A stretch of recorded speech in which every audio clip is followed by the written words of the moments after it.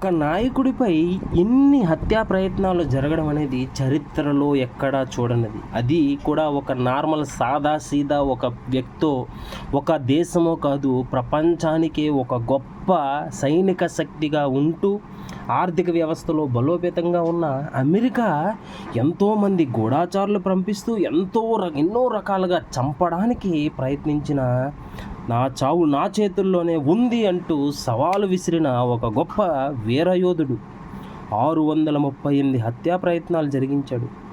ఇంక ప్రపంచంలో ఏ దేశంలో కూడా ఎలాంటి గొప్ప నాయకుడి పైన ఇలాంటి ప్రయత్నాలు అనేవి జరిగి ఉండవు. అంత గొప్ప ప్రయత్నాలు జరిగినప్పటికీ కూడా ఒక వెంట్రుకు కూడా పీకలేకపోయింది అమెరికా. చివరికి సలాం కొట్టాల్సి వచ్చింది ఫిడెల్ కాస్ట్రోకి.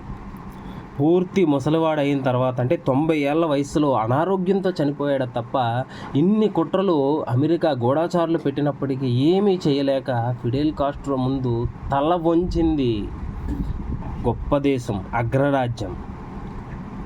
అందుకే మనం కూడా ఏది పెద్దది కాదు మనకన్నా, ఎంత గొప్పవారైనా కానీ మనకి ఉన్న ఆ నమ్మకం, విశ్వాసం ముందు ఎంత పెద్ద కొండైనా అది పిండి అయిపోవలసిందే.